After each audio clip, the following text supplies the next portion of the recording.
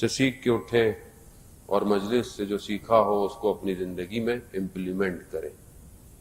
عزیزان محترم، انسان بہت آسان نہیں ہے، بہت پیچیدی مخلوقات ہے، یعنی بہت کوئی بھی دنیا کی مشین انسان کو سکین کر کے اس کی سارے حالات کو نہیں بتا سکتی ہے۔ انسان مختلف دور میں مختلف نوعیت کا رہا ہے، انسان مختلف ایج میں مختلف خواہشات کا اظہار کرتا ہوا نظر آتا ہے۔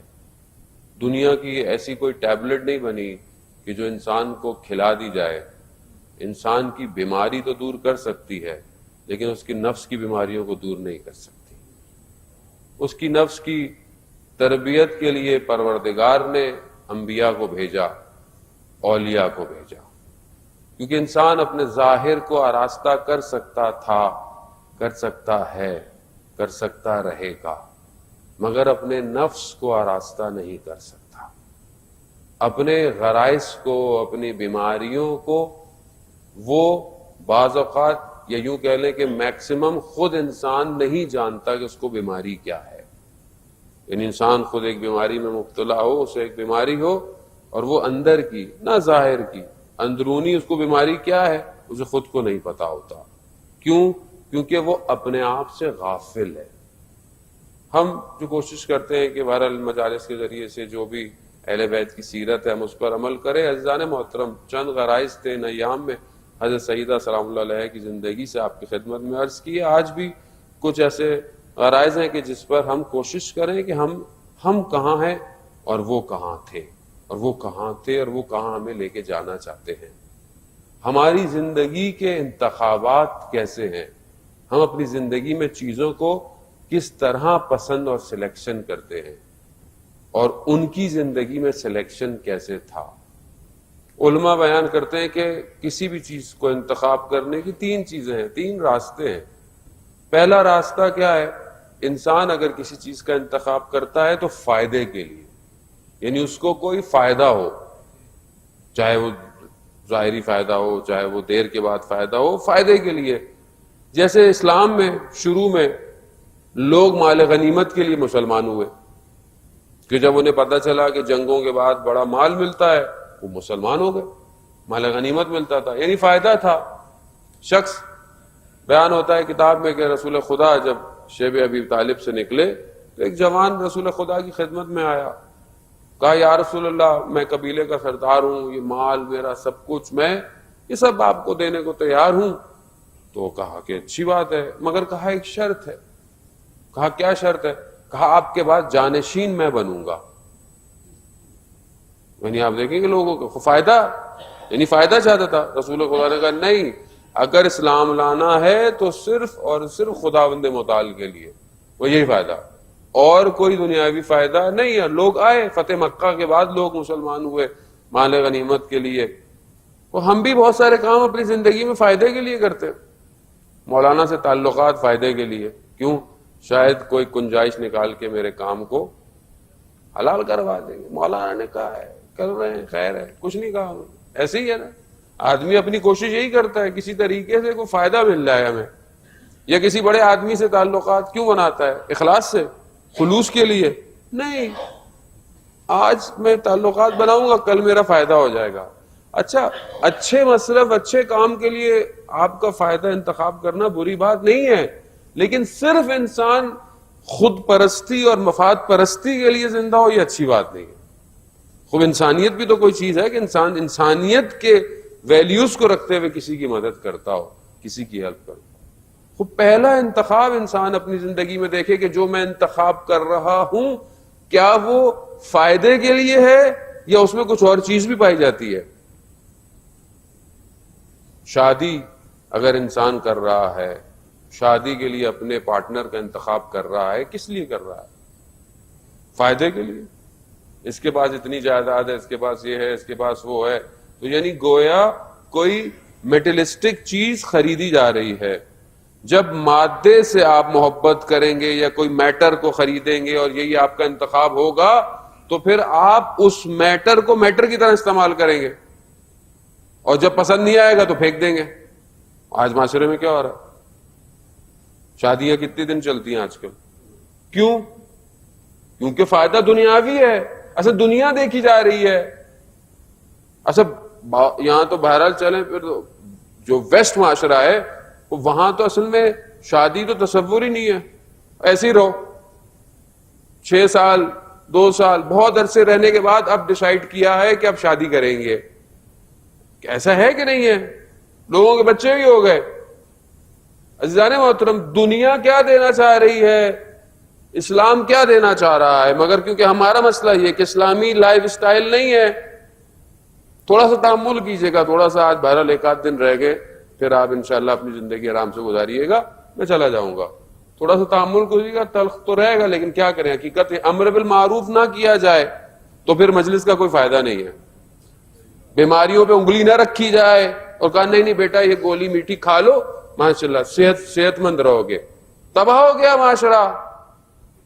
20 22 23 سال سے ممبر پہ میٹھی گولیاں کھلا کھلا کے سوسائٹی تباہ ہو چکی ہے. واہ واہ واہ کروا دیجئے، جماعت کو کچھ مت کہیے، لوگوں کو کچھ مت کہیے، برا مان جائیں گے، کل کو آپ کو بلائیں گے نہیں. خود نہ بلاؤ، نہیں بلائیں، لیکن جو بات ہے وہ کہنی ہے. کیوں؟ کیونکہ خدا کو جواب دینا ہے، نہ آپ کو جواب دینا ہے. عزیزان محترم، کیونکہ بیماریوں پہ ہاتھ نہیں رکھا گیا. نہیں اٹس اوکے فائن، چلتا ہے مولانا، چلتا ہے. چلتے چلتے آج کہاں آ گئے؟ سامنے کھائی ہے، گہرائی ہے اور سب گر رہے ہیں.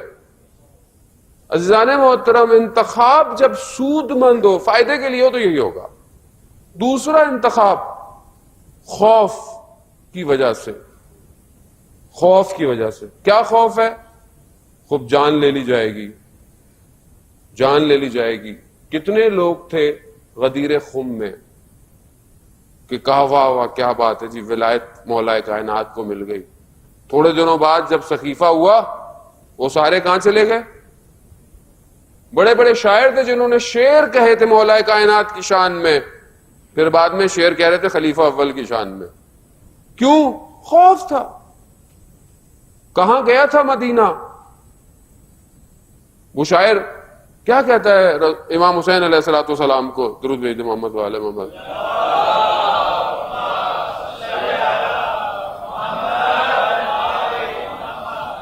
امام سے جب رستے ملا تو امام سے پوچھا کوفہ کے، مولانا کہا کوفہ والوں کے دل تو آپ کی طرف ہیں مگر تلواریں آپ کے لیے مقابلے میں کھڑی ہوئی ہیں. کیوں؟ خوف تھا. 18,000 یا اس سے زیادہ لوگ ہزاروں کی تعداد میں حضرت مسلم کے پیچھے ظہر کی نماز میں ہیں. مغرب کی نماز میں کتنے تھے؟ خالی. کیوں؟ جان کا خوف ابن زیاد سے. وہ خوف تھا. خوف کی وجہ سے تو ہمیں خوف ہے. کس چیز کا خوف ہے؟ جاب چلی جائے گی، بزنس چلا جائے گا. خوف ہے لوگ ناراض ہو جائیں گے. خوف ہے لوگ کیا سوچیں گے، مولانا ہماری شادی میں یہ سب کچھ نہیں ہوا. خوف ہے نا، ایسی جگہ پہ شادی نہیں کی، ایسے ہال میں شادی نہیں کی، لاکھوں کے کپڑے دلہن نے نہیں پہنے. خوف ہے سوسائٹی کمیونٹی کیا کہے گی. اچھی لڑکی کسی اور کمیونٹی میں مل رہی ہے تو شادی کر دی تو بولیں گے، کمیونٹی بولے گی کیا کیا تم نے. خوف ہے یہ لوگوں کا، خوف ہے یہ. وہ خوف ہے تو رکھیں، پھر اسی خوف میں زندہ رہیں. مگر ایک انتخاب جسے قرآن بھی کہتا ہے کہ جسے چیزوں کو انتخاب کرو، وہ علم اور آگاہی کے ساتھ انتخاب ہے. کہ اگر میں کسی چیز کا انتخاب کر رہا ہوں تو میں جانتا ہوں کہ میں کس چیز کا انتخاب کر رہا ہوں. بس جانا بصیرت کے ساتھ. سورہ یوسف کی آخری آیات میں پروردگار نبی سے کہتا ہے کہ ان سے کہو اگر کوئی بھی چیز کا انتخاب کر رہے ہیں تو بصیرت یعنی آگاہی کے ساتھ کریں. شخص آئے رسول خدا کے پاس، کہتے یا رسول اللہ مجھے 2 مہینے دیں تاکہ میں دیکھوں کہ کیا یہ مذہب صحیح ہے. رسول خدا نے کہا 2 مہینے نہیں، تم 4 مہینے لے لو، مگر ریسرچ کر لو. یہ جو جس مذہب کا ہم نے عزیزان محترم انتخاب کیا، خوب آپ امی ابو کے اماں باپ مسلمان شیعہ پیدا ہو گئے، خوب جوان ہو گئے، تفکر فکر کریں خوب کون سا مذہب صحیح ہے. یا جس مذہب پر ہوں میں صحیح ہے. خوب اصول دین کے لیے شرط یہی ہے کہ اپنی عقل سے آپ کو فیصلہ کرنا ہے.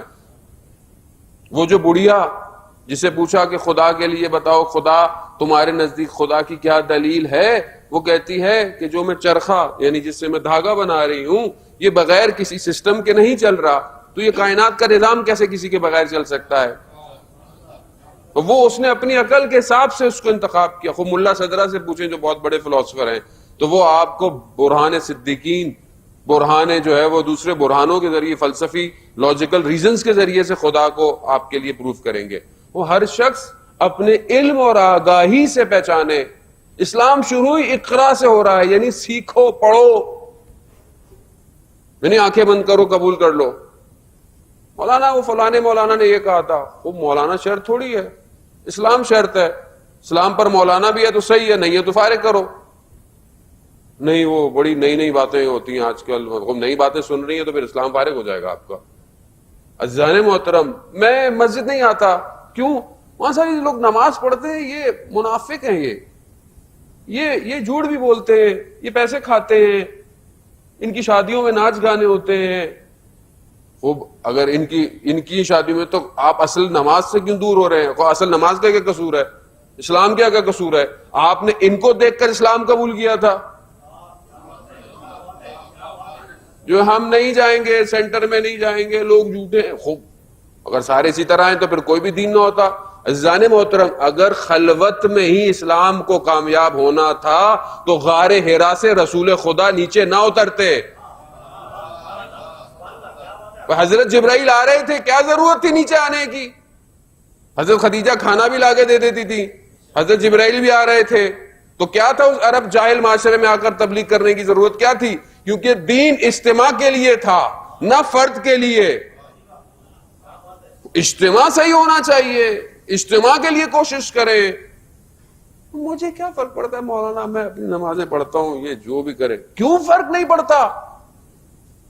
آج میرے گھر میں آگ نہیں لگی تو مجھے یہ مت فکر ہونی چاہیے جس دن میرے گھر میں آگ لگی اس دن کیا ہوگا. فلانے کی بیٹی کو یہ، فلانے کی یہ بیوی کو یہ ہو گیا، خوب کل خدا نہ خواستہ میرے گھر پہ ہو، پھر کیا ہوگا؟ جب مجھے پتا تھا تو میں نے کیوں نہیں کمیونٹی کے لیے کام کیا؟ وجہ کیا ہے عزیزان محترم؟ 200 سے زیادہ مجلسیں سال میں ہو رہی ہیں ایک جگہ پر، اور مشکلات اتنی زیادہ ہیں، کیوں نہیں سوچتا میں؟ ریزن کیا ہے؟ ریزن یہی ہے کہ جو انتخاب ہے وہ اپنی عقل سے نہیں ہے، اور جو میں انتخاب چاہتا ہوں اس میں میں دنیا پہلے چاہتا ہوں. دنیا چاہیے مجھے چاہیے، مجھے آخرت چاہیے. میں متدین بھی ہوں، میں مسجد میں بھی آؤں، مگر سیٹرڈے کو چھپ چھپا کے کہیں چلا بھی جاؤں. میں ساری چیزیں، محبت میری دنیا سے ہے، لیکن وہاں میں چاہتا ہوں تھوڑا دینی بھی ہو جاؤں. یہی مشکل ہے عزیزان محترم، کہ جب آپ صرف مسجد امام بارگاہ میں دینی ہوں گے اور باقی جگہ پر آپ کا دین نہیں ہوگا تو یہ مشکلات ہوں گی.